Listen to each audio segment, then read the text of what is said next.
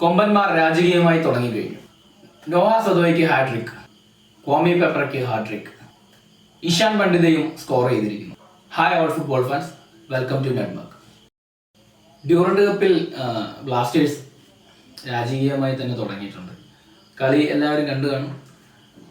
അതിൻ്റെ ഒരു അനലൈസ് പറയുകയാണെങ്കിൽ ശരിക്കും ആദ്യത്തെ കാര്യം, ഈ ഡ്യൂറന്റ് കപ്പ് എന്ന ഈ ടൂർണമെൻറ്റിൻ്റെ ഒരു വാല്യൂ അത് എല്ലാ ടീമുകളും മനസ്സിലാക്കേണ്ടതുണ്ടെന്നാണ് എനിക്ക് തോന്നുന്നത്. സോ ഇന്ത്യയിലെ ഇത്രയും ഒരുപാട് പ്രായമുള്ള ഒരു ടൂർണമെൻ്റാണ് ഡ്യൂറന്റ് കപ്പ്. സോ പല ടീമുകളും അതിനെ ആ ഒരു സീരിയസ്നെസ്സിൽ കാണുന്നില്ല എന്ന് തോന്നുന്നുണ്ട്. കഴിഞ്ഞ കുറേ സീസണുകളായിട്ട് നമ്മളിപ്പോൾ കാണുന്നുണ്ട് ഡ്യൂറന്റ് കപ്പ്. സോ പല ടീമുകളും അവരുടെ സെക്കൻഡ് ടീമിനെ അയക്കുന്ന ഒരു പ്രവണത കണ്ടുകൊണ്ടിരിക്കുന്നത്. ഇന്നിപ്പോൾ ബ്ലാസ്റ്റേഴ്സിനുമായിട്ടുള്ള കളിക്ക് മുംബൈ സിറ്റിയുടെ സെക്കൻഡ് ടീമാണ് കളിച്ചത്. സോ റിസർവ് ടീമാണ് കളിച്ചത്.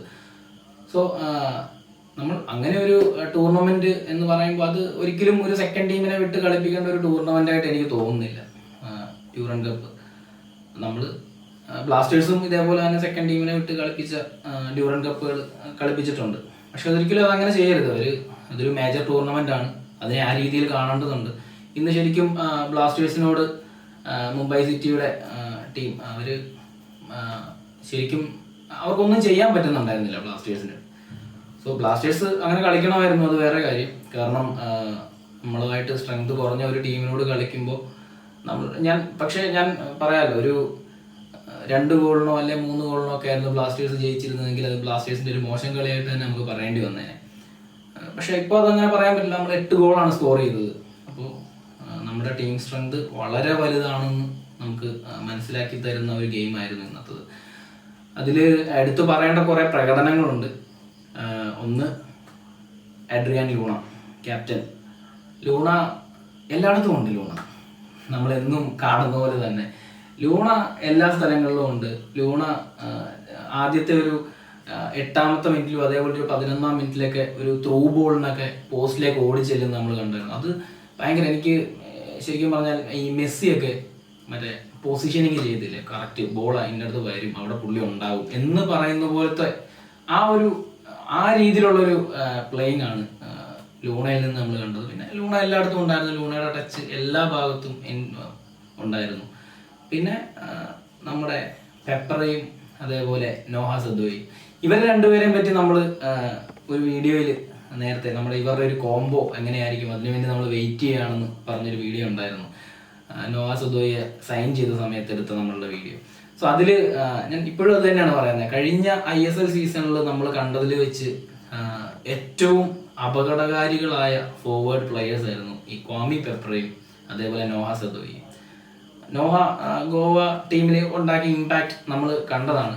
അതേപോലെ തന്നെ പെപ്ര ആദ്യം ഒന്ന് പതുക്കെ ആയിരുന്നെങ്കിലും പിന്നീട് പെപ്ര അടിച്ചു കയറുന്നതാണ് നമ്മൾ കണ്ടത്.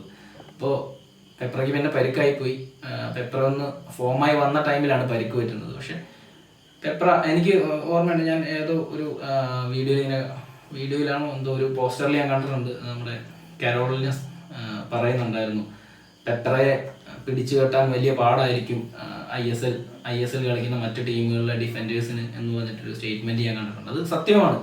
പെപ്രയെ പോലെ ഷീൽഡ് ചെയ്യാനും അതേപോലെ സ്പീഡ് റണ്ണൊക്കെ ചെയ്യാൻ പറ്റുന്ന അതേപോലെ ചെയ്യാൻ പറ്റുന്ന ഒരു പ്ലെയർ കൂടിയാണ് നോഹ. അപ്പൊ ഇവർ രണ്ടുപേരും ഒന്നിച്ച് ഫോർവേഡിൽ കളിക്കുകയും അതേപോലെ ഇവർക്ക് പന്ത് എത്തിച്ചു കൊടുക്കാനായി ലൂണയെ പോലെ ഒരു പ്ലെയർ കൂടെ ഉള്ളപ്പോൾ സോ ആ ടീം ഭയങ്കര പെർഫെക്റ്റ് ആണെന്ന് തന്നെയാണ് എനിക്ക് തോന്നുന്നത്. പിന്നെ ഐമൻ, ഒന്നും പറയാനില്ല ഐമൻ്റെ കാര്യം. ഐമനെ കഴിഞ്ഞ വർഷം നമ്മൾ ഐമൻ്റെയും അതേപോലെ വിപിൻ്റെ കളിയൊക്കെ കണ്ടപ്പോഴാണ് സഹല് പോയതിൻ്റെ വിഷമം നമുക്ക് മാറിയത്.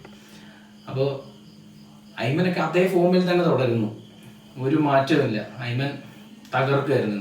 അതേപോലെ വിപിൻ ടീം സ്ക്വാഡിൽ ഉണ്ടായിരുന്നില്ല, അറിയാം. വിപിൻ ഒരു ഫാമിലി ഇഷ്യൂ ആയിട്ട് അദ്ദേഹം തിരിച്ച് എത്തിയിട്ടില്ല. അതേപോലെ പറയേണ്ട കുറേ കാര്യങ്ങളുണ്ട്. ഇപ്പം ഗോൾസ് നമ്മൾ കണ്ടു. പെപ്ര ഹാട്രിക് അടിക്കുന്നു, നോഹ ഹാട്രിക് അടിക്കുന്നു, ഇഷാൻ പണ്ഡിത. നമ്മളെല്ലാവരും ആഗ്രഹിച്ചിരുന്ന ഒരു സ്കോറിംഗ് ആണത്. ഇഷാൻ പണ്ഡിതയുടെ ഗോൾ സ്കോറിങ് നമ്മൾ കഴിഞ്ഞ സീസണിൽ ഒരുപാട് ആഗ്രഹിച്ചു, പക്ഷെ അത് നടന്നില്ല. പിന്നെ പ്രീ സീസണിൽ അദ്ദേഹം ഒരു ഗോള് അടിക്കുകയുണ്ടായി. എന്നാലും നമുക്കത് ലൈവ് കാണാനൊന്നും പറ്റിയിരുന്നില്ല. പക്ഷെ ഇന്ന് അദ്ദേഹം വന്നു 2 ഗോള് സ്കോർ ചെയ്യുന്നത് നമ്മൾ കണ്ടു. അത് വളരെ ഭയങ്കര ഒരു എന്താ പറയുക, ഒരു ബ്ലാസ്റ്റേഴ്സ് ഫാനിനെ സംബന്ധിച്ച് ഭയങ്കര സന്തോഷം ഉണ്ടാക്കുന്നൊരു കാര്യമാണ്. പിന്നീട് നമ്മൾ ഗോളിൻ്റെ കാര്യം ഞാൻ പറഞ്ഞു. പക്ഷെ അസിസ്റ്റ് എന്ന് പറയുന്നത് എനിക്ക് സത്യം പറഞ്ഞാൽ ഇപ്പോഴും വലിയ പിടിയില്ല കേട്ടോ, ആരൊക്കെ അസിസ്റ്റ് ചെയ്തു എന്നൊക്കെ ഉള്ളത്. ഞാൻ കുറച്ചൊക്കെ ഇങ്ങനെ എഴുതി വെച്ചിട്ടുണ്ട്. എന്നാലും തുരുതുര ഗോളായിരുന്നതുകൊണ്ട് എല്ലാം ഒന്നും നമുക്ക് എണ്ണാനോ അല്ലെങ്കിൽ എഴുതാനോ ഒന്നും പറ്റിയിട്ടില്ല. എന്നിരുന്നാലും എനിക്കൊന്ന് ലൂണ 2 അസിസ്റ്റ് ഉണ്ടായിരുന്നു എന്നാണ് തോന്നുന്നത്. അപ്പം അങ്ങനെ മികച്ച ഒരു കളി തന്നെ ആയിരുന്നു. പിന്നെ നമ്മുടെ സാധാരണ ബ്ലാസ്റ്റേഴ്സിന്റെ കുറച്ച് കളികളിൽ നിന്ന് വ്യത്യസ്തമായിട്ടൊക്കെ എനിക്ക് തോന്നിയത്, ചിലപ്പോൾ അത് കോച്ച് മാറിയതിൻ്റെ പുള്ളിയുടെ ടാറ്റിക്സ് ആണ്. കുറെ ലോങ് ബോളുകൾ ശരിക്ക് കളിക്കുന്നുണ്ടായിരുന്നു. സാധാരണ ബ്ലാസ്റ്റേഴ്സ് ഇത്രയും ലോങ് പാസുകൾ കളിക്കാറില്ല. ശരിക്കും ലോങ് പാസുകൾ വെച്ച് കളിക്കുന്നുണ്ടായിരുന്നു. അതിൽ കൂടുതലും പാസുകൾ നമുക്ക് അറ്റൻഡ് ചെയ്യാൻ പറ്റാത്ത രീതിയിൽ പോകുന്നുണ്ടായിരുന്നു. പിന്നെ ഫോർമേഷൻ മാറിയിട്ടുണ്ട്. നമ്മുടെ ഇവാനാശൻ്റെ കീഴിലുണ്ടായിരുന്ന 4-4-2 മാറി ഇപ്പോൾ 4-3-3 ആയിട്ടുണ്ട്. അപ്പോൾ അതിൻ്റെ മാറ്റങ്ങൾ കാണാനുണ്ട്. പിന്നെ കൂടുതലും പറഞ്ഞു കഴിഞ്ഞാൽ ശരിക്കും മുംബൈ സിറ്റി ഒരു വീക്ക് ടീമായിരുന്നു. അവർക്കൊന്നും ചെയ്യാൻ പറ്റുന്നില്ല. അവരൊരു ഷോട്ട് ആൻഡ് ടാർജറ്റ് പോലും അടിച്ചിട്ടില്ല എന്ന് തോന്നുന്നു. അതേപോലെ ഒരു ഷോട്ട് പോലും ഉതിർത്തിട്ടില്ല അവർ. നമ്മുടെ ഗോൾ കീപ്പർ വെറുതെ പുള്ളി അവിടെ കൈകെട്ടി നിൽക്കുന്ന ഒരു അവസ്ഥയായിരുന്നു പുള്ളിക്ക്. ഇങ്ങോട്ട് പന്ത് വരുന്നില്ലായിരുന്നു. പന്ത് വരാനായിട്ട് ഇവരുടെ പോസ്റ്റ് വിട്ടിട്ട് ഈ 11 പേരും വരുന്നതുമില്ല. ഇവർ 11 പേരും അവിടെ ഡിഫൻസ് ചെയ്ത് നിൽക്കുക. പക്ഷെ ഡിഫൻസ് എന്ന് പറഞ്ഞാൽ അവരങ്ങനെ നിന്നതുകൊണ്ടാവാൻ ചിലപ്പോൾ അതൊരു 8 ഗോളിൽ നിന്നത്. അതല്ലാന്നുണ്ടെങ്കിൽ വലിയൊരു സ്കോറിലേക്ക് പോയേനെ. എന്തായാലും അവരെ കൊണ്ടാവുന്നത് നോക്കി.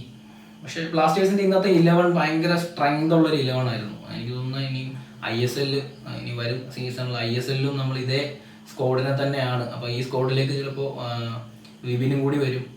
അപ്പോൾ സ്ക്വാഡ് ഒന്നുകൂടി സ്ട്രെങ്ത് ആവും. അപ്പോൾ ഇതേ സ്ക്വാഡിന് സ്ഥിരം നമ്മുടെ ISLൽ കളിക്കാൻ പറ്റിയാൽ വലിയൊരു ഇമ്പാക്റ്റ് ഉണ്ടാക്കാൻ കഴിയുമെന്നാണ് എനിക്ക് തോന്നുന്നത്. പിന്നെ അതേപോലെ ഈ സ്ക്വാഡ് തന്നെ പ്രോപ്പറായിട്ട് നമ്മൾ ഡ്യൂറൻ കപ്പ് കളിക്കുകയാണെങ്കിൽ കപ്പില്ല എന്നുള്ള ആ ഒരു സംഭവം നമ്മൾക്ക് ഒഴിവാകും എന്നും എനിക്ക് തോന്നുന്നുണ്ട്. ഇനി അങ്ങോട്ടുള്ള മാച്ചുകളാണ് പ്രധാനം. അപ്പോൾ ബഗാനൊക്കെ കളിക്കുന്നത് അവരുടെ മെയിൻ സ്ക്വാഡ് തന്നെയാണ് കളിക്കുന്നത്. അതേപോലെ ഈസ്റ്റ് ബംഗാൾ ഓക്കെ. അപ്പോൾ അവരുമായിട്ടുള്ള കളികളൊക്കെ വരുമ്പോഴത്തേക്ക് സെമി ആയാലും ഒക്കെ വരുമ്പോഴത്തേക്ക് ഗ്രൂപ്പ് സ്റ്റേജ് കഴിഞ്ഞ് പഞ്ചാബും നല്ല ടീമാണ്. അപ്പം അവരുമായിട്ടുള്ള കളി ഇതെല്ലാം കാണുമ്പോൾ നമുക്ക് കൂടുതൽ അനലൈസ് ചെയ്യാൻ പറ്റും. നമ്മുടെ ടീമിൻ്റെ സ്ട്രെങ്ത് അല്ലെങ്കിൽ കോച്ചിൻ്റെ ടാക്ടിക്സ് എല്ലാം. ഇന്ന് എന്തായാലും മുംബൈ FC ഒരു വീക്ക് ടീമായിരുന്നു. അതുകൊണ്ട് നമുക്ക് കൂടുതലായിട്ടൊന്നും പറയാനില്ല. പക്ഷെ വളരെ സന്തോഷമുണ്ട്. ടീം നല്ലൊരു മികച്ച പ്രകടനം കാഴ്ചവെച്ചു. അപ്പോൾ ഇതൊക്കെയാണ് ഇന്നത്തെ കളിയെപ്പറ്റി നമുക്ക് പറയാനുള്ളത്. അപ്പോൾ കൂടുതൽ ഫുട്ബോൾ വിശേഷങ്ങളുമായി നമുക്ക് വീണ്ടും കാണാം. ബൈ.